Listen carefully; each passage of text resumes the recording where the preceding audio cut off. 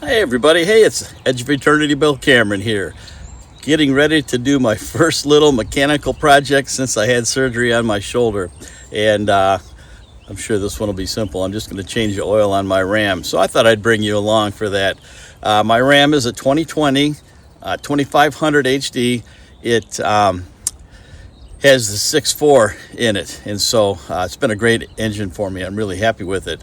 When I first got the vehicle, I had a little bit of issue with it. Not with the motor so much, but more with the personality of some of the electronics on the inside. And I'm still not so sure that they're great, but they get by. But as far as performance goes and the engine, I've been really happy with it. So let's get this oil changed.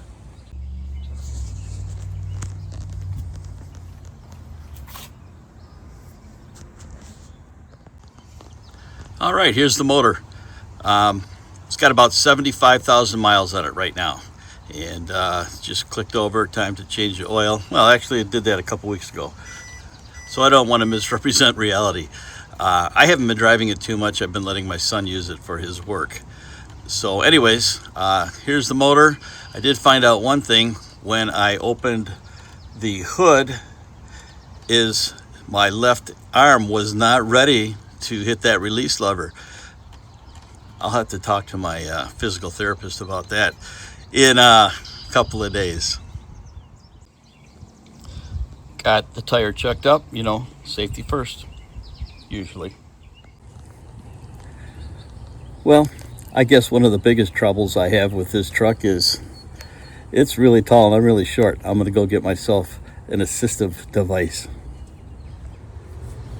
So this is what Bryce deCastro looks like when he's working on his Ram. Let's do a quick check of the oil. See how it's looking.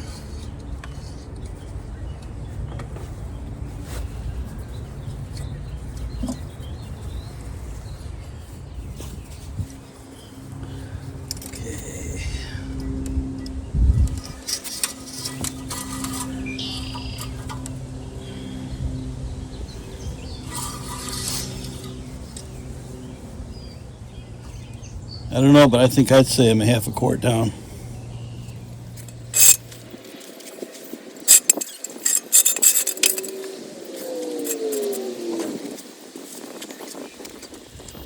You definitely want to be supporting your frame with some jack stands because that would be devastating for something to happen if you didn't have the truck supported properly.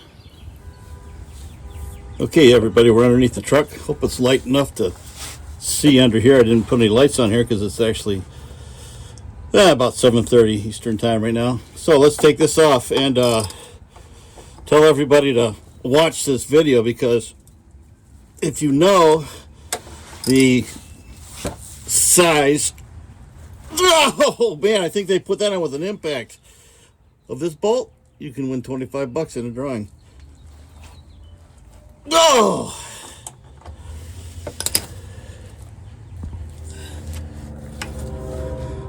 Okay, that's what we call take two. Gee whiz.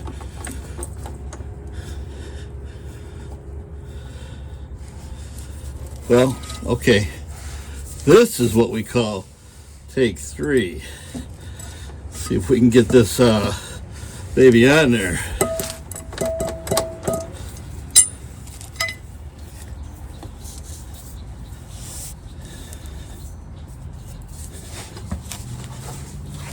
Okay, boys and girls, take three. And as my friend Chad over down at Peyton Speed Shop would say, no more Mr. Nice Guy, boys and girls. Thank you. That was a good idea, Chad.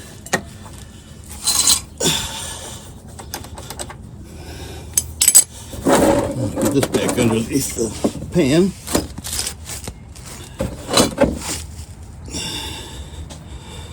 No, I'm not wearing gloves.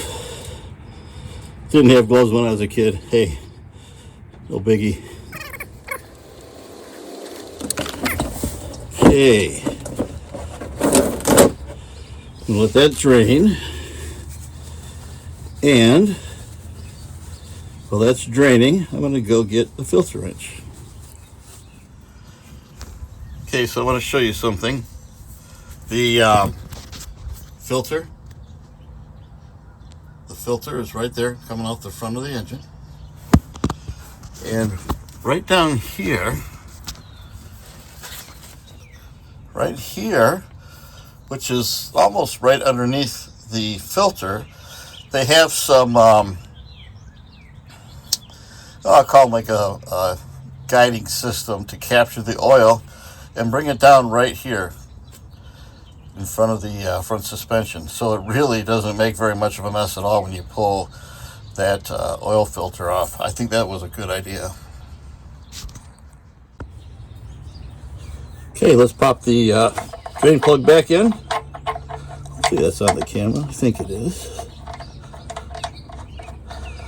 I didn't replace this, and everybody's going to think I'm stupid. But that's not the first time everybody's thought that.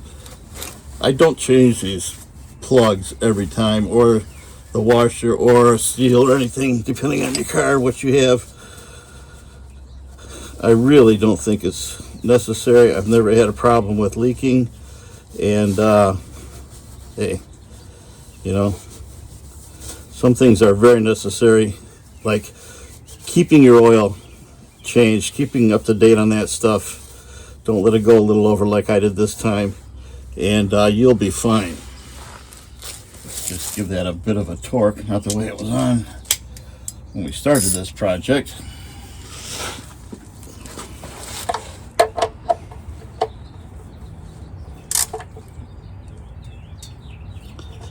That's plenty. Okay, now I'm going to go get the filter, and we can swap the filter around and then put some oil in this baby. Okay, I hope that I'm putting that fairly close at that filter. Let's see if we can break this thing loose now. Should have got a little bit longer 3/8 ratchet, but hey, let's see what we can do. Okay, not bad. I can't remember, it's probably been a couple years now. I was talking to John at Mopar Nut 62. If you haven't checked him out, check him out. He does a lot of different kind of work with his cars and such, and models and that sort of thing as well. So there we go. See how that, I don't know if you can see that or not. My hand's probably in the way. But the oil draining through that little route I mentioned. I was complaining about not having a good filter wrench for this one filter, and he said, stop complaining, go up to Harbor Freight and get their complete oil filter wrench set. It'll last you for the rest of your life. And I'm not sure how long I'm going to live. I hope it's a very long time so I can put this to the test, what he told me. But yeah, I'm grateful for it because it does a really great job. Set that in there. I'll get the filter off that when I get topside. Okay. Well, I got a little tiny bit on this axle and front suspension there. That's anti-roll bar, I think that is. And that's the steering. Okay. Get this, let this finish dripping here. Wipe a little bit off I have, and then we'll put a little bit of fresh oil on the filter, the new filter, and we'll button this up. Right about now, I wish I didn't have this thing jacked up.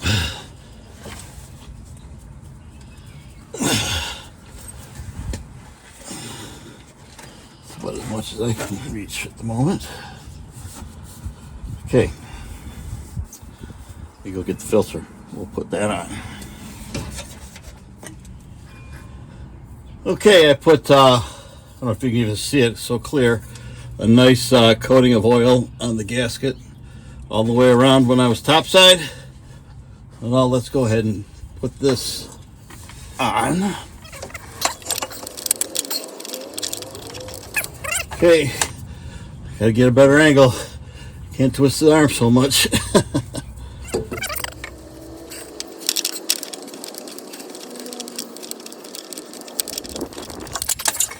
Alright, let's try the other arm. Get that out of the way now.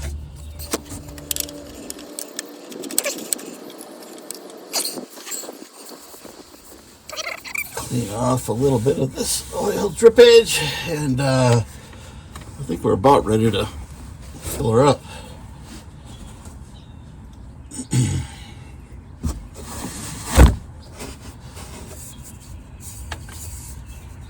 That's good. I am not going to use a wrench on that.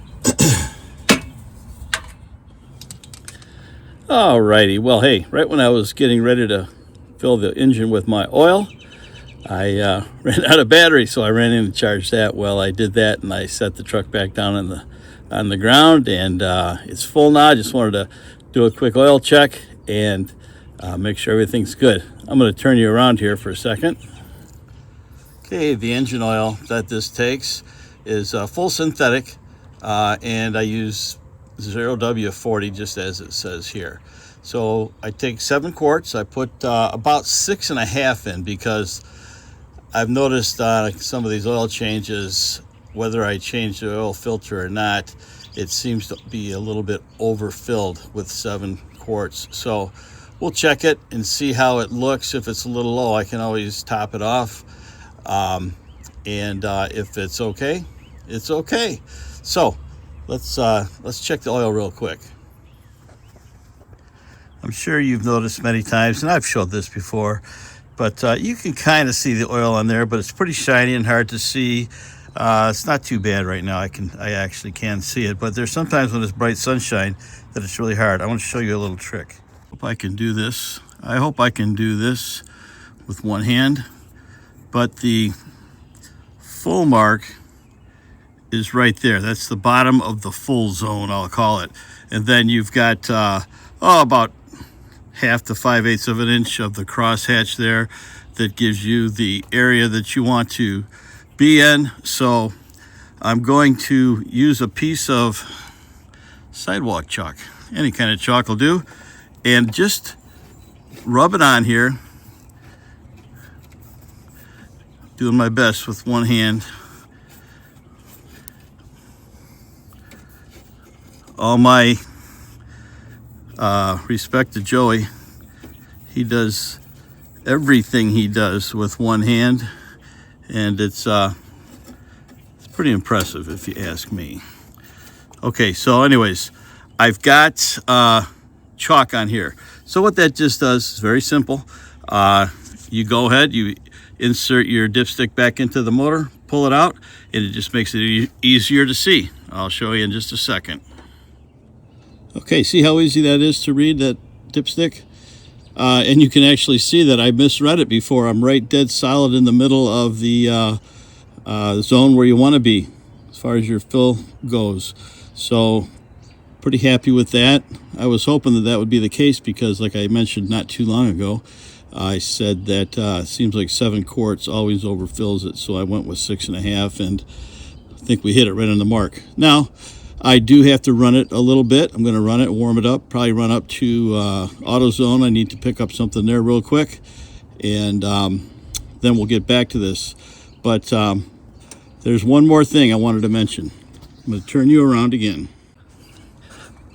All right, you might remember in the beginning part of the video when I was, man, that's aggravating.